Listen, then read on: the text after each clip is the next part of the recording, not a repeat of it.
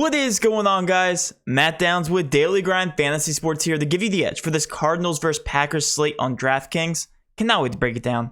If you guys are brand new to this channel, we provide both free and paid content for all daily fantasy sports across all sports.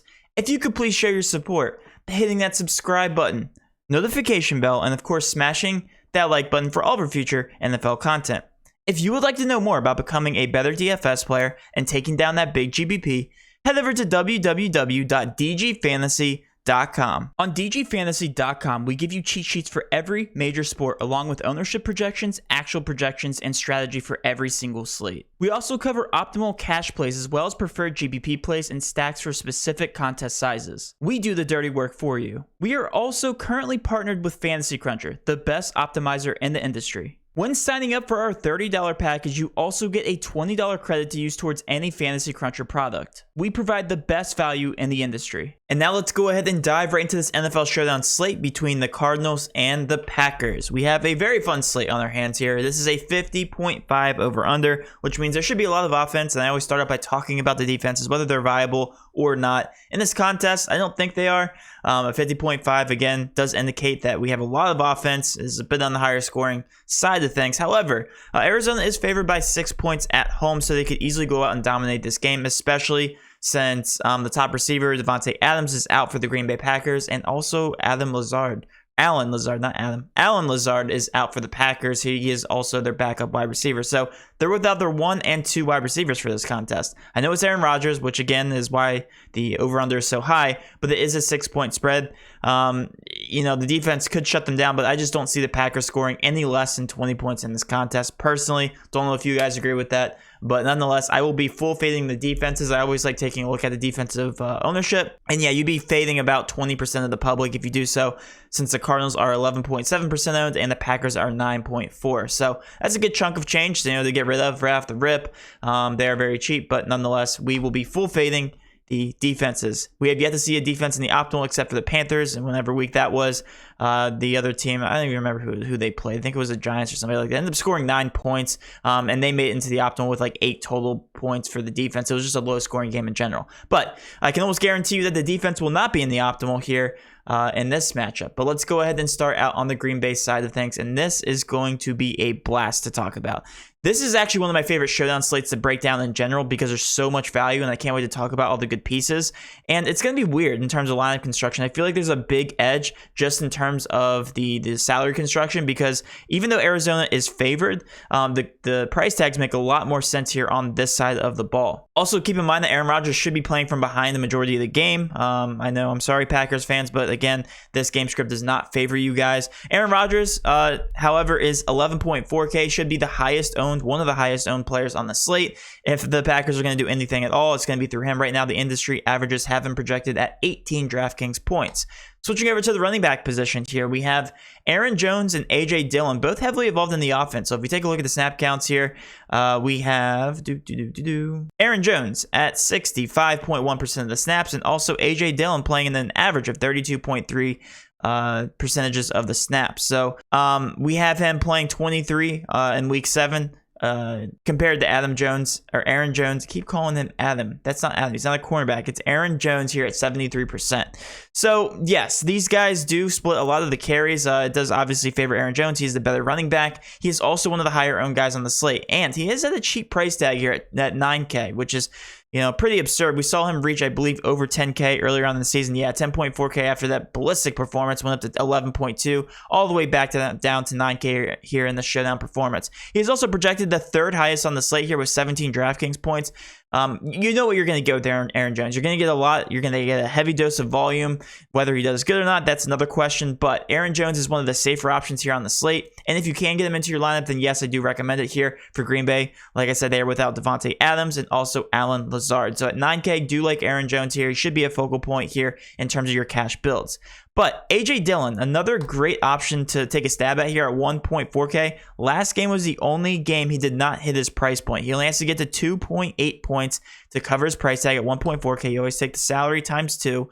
1.4 times 2 is 2.8. The only game he did not hit that price point again was last game. He got 0.8 points. So I'm pretty confident that he will bounce back here and easily cover that. One of my favorite value plays on the slate, we have him projected for 5.3 DraftKings points. That might change, come up to lock. But again, he's also involved in the passing game, which is something you like to see here. It does favor him in terms of the game script. At 1.4K, one of my favorite values here on the slate as a whole. Now we start to get to the really, really, really good value with upside. It comes from the wide receivers here. So the showdown slate pricing was set at the beginning of the week before the Davante Adams and Allen Lazard news. So all the price points are where they should be, assuming Davante Adams plays. Well, guess what? He's not. At 11K, we're wiping him off the board, and also Allen Lazard, the second highest in terms of price tag, wiping him off the board. So you're wiping away, 17K plus or 16K plus price tags here, straight from the wide receiver list. Next in line, Valdez-Scantling at 3.8K. Still don't know if he's going to play. He's activated off the IR this week. Good timing.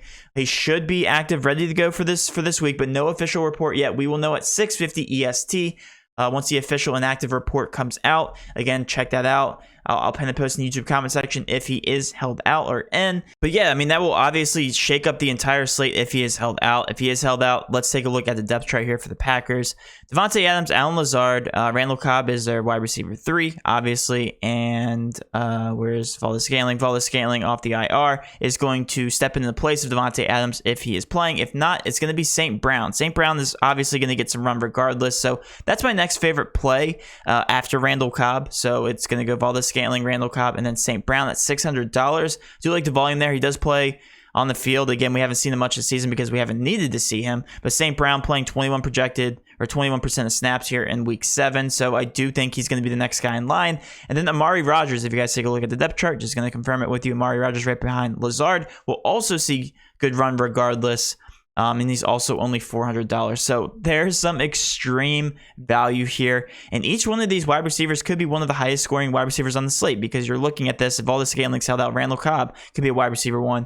St. Brown could be a wide receiver 1. Rodgers could be a wide receiver 1 in terms of production. They're all going to see about 60+% of snaps, especially since this should be a game script where they're all going to be playing a majority of the game. They're all going to be playing from behind, and they're going to have to be on the field because Aaron Rodgers is going to be throwing the ball a ton here. So those are my favorite wide receivers regardless. Valdez-Scantling is going to be my favorite if he does play.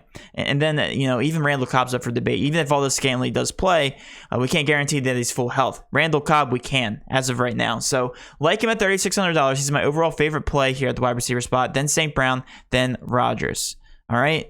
And again, I don't mind the lineup of playing all those guys. I think there's some extreme value here. And also, leaving money on the table and GPPs, especially the big ones, will differentiate yourself a lot. Not too many duplicated lineups for sure on this slate. And then last but not least, we have the tight end picture here with Robert Tonyan. Tonyan at $4,600. He's projected right now at 8 DK points. I do like him at $4,600. Yet another, I guess you can consider him a wide receiver. Could be the best wide receiver in this game, honestly, just in terms of Aaron Rodgers and this connection that he has, the chemistry that he has with Robert Tonyan at this point. At 4.6K, and he only has to get to 9.2K points. He hit that last game. He hit that in week 2. And again, this is a game without Davante Adams taking a majority of the shares here from Robert Tonyan. Another guy that I'm going to mention here is Mercedes Lewis. And yes, he is viable. Doesn't have a very high ceiling potential, but he's been secretly very good. I mean, he's been catching every single ball that's thrown to him pretty much. 3.6%, definitely a GPP option here at 1K. He only has to get to 2 DK points. He only has missed that mark in week 4 of this season. So I do like Mercedes Lewis as the last piece in GPPs if you land on him. So much value on this team in general. The only guy that's like a sure lock that's not a value play is going to be Aaron Jones and Aaron Rodgers, obviously. But Mason Crosby here at 13.9%. This could easily be a kickers type of game. So yes, as a last piece, don't mind him. I do prefer Matt Prater on the other side, however. And then we'll switch over to the Arizona Cardinals, the favorite team. And if you want to get different, favor this team because it's going to be very hard to land on a lot of these price tags. The exact opposite can be said here for the Packers. So with Kyler Murray at 12K, yes, he has to be included in all of your cash lineups. If the Cardinals do anything, it's usually through Kyler Murray. Has been sensational here to start the season. 34, 30, 38, 22, 22, 13, 25, 22. Just very consistent. Been putting up very good numbers. He was technically hurt there for the last, I guess, 2 to 3 games. So you can't really look at those box scores. I think he's fully healthy now. Regardless, he still performs very, very well, putting up an average of 25.7 DraftKings points per game. We have him projected for 23 points, the highest scoring player on this slate. Switching over to the running back position, this is a mess. This is probably the only position I am fully fading, or might be close to fully fading. It's always a mess. If they're in the red zone, they use James Conner, and the open field, they use Chase Edmonds, and they both perform relatively the same in terms of the carries, in terms of the production here. James Conner has been getting more carries as of late because they've been in the red zone. Can't guarantee that here with the Packers. 7K and 7.8K are just such awkward price tags. I do like them for GPPs. Like, obviously, one of them could break the slate if they score a touchdown, but like in cash, no, I'm not looking at these guys whatsoever. Feel free to take a stab at them in GPPs, but if you're taking the safer route, just avoid these guys altogether. It's going to be a mess. It always is, always will be, as long as they have Chase Edmonds and James Conner in the backfield. They're both very good, though. Props to Arizona for having both of them in the backfield. Switching over to the wide receiver position. Again, like I said, these price tags are very scary. They are priced up. DeAndre Hopkins at 10.6K. Technically questionable. Did not practice Wednesday. I do expect him to play. So does every other person on the planet. If he doesn't play, then yes, this picture is going to change drastically. I believe Isabella will step up into the mix. Regardless, the fourth wide receiver shouldn't see too much action. It's all going to be DeAndre Hopkins. It's all going to be AJ Green, Rondale Moore, and Christian Kirk, okay? All their price tags are very expensive. The only guy that I have a lot of interest in is AJ Green here, just because technically he's been playing on the field more than any one of these wide receivers besides DeAndre Hopkins here at 90.9%. AJ Green's next on the list at 83, and there's a pretty decent drop-off to Christian Kirk at 66.2% of the snaps. And then Rondale Moore all the way here at 44%. He has been playing more as the season has progressed, which again does scare me even more, especially at these price tags. Like Christian Kirk is 7.2K, way too expensive. AJ Green, $6,800, which does make the most sense in my opinion. And then DeAndre Hopkins is his number one wide receiver, but he's been very streaky, very boomer bust. So all these wide receivers are just going to be GPP options in my opinion. Like if you're going cash, like you almost have to favor the Packers just because of the value that's there. You got to play Kyler Murray. You should probably lean on one of these wide receivers and then move on, or even take a kicker here. Take Matt Prater as your kicker because he's been a beast this season as well. But yeah, I mean, these wide receivers it's just such a mess. It's such a good team in general that the ball's being spread around to all these wide receivers. DeAndre Hopkins is my favorite. AJ Green's my second favorite in terms of upside, and then it's going to be Christian Kirk and then Rondale Moore in that order. Last but not least, we have the new weapon here, and Zach Ertz did play 55% of snaps in the last game, 14% ownership, just a GPP option. 6.2K is definitely a little pricey in my opinion here. He has to score a touchdown to hit that price point. He did last game, scored 16 points, so we love to see that. However, he only got 5 targets for 3 receptions. So again, spreading the ball around at 6.2K, I expect Robert Tonyan to be more heavily involved in that offense and to see a lot more action there from Aaron Rodgers. And then the kicker with Matt Prater, obviously love him. I do actually really like him at his 4.2K price tag. He's been averaging almost 10 DraftKings points per game up to this point. And now let's switch over to my favorite prize pick entry here on this slate. If you guys haven't signed up for prize picks, first of all, what are you doing? Enter code using DGF for a 100% match up to $100. You simply hit the over or under on any certain fantasy projection. My favorite fantasy projection right now is going to be 35.5 receiving yards for Robert Tonyan. I'm going to be hitting the over on that. That is far too low in my opinion. 35.5. I believe you'll see a lot of action today. Could see 3+ receptions, and I think it'll be very easy for him to hit that 35.5 receiving yard mark. And that will wrap up my video, guys. Hopefully you did enjoy this video. If you did, please do hit that subscription button, notification bell, and of course smash that like button for all of our future NFL content. With all that being said, have a great rest of your day, and let's cash.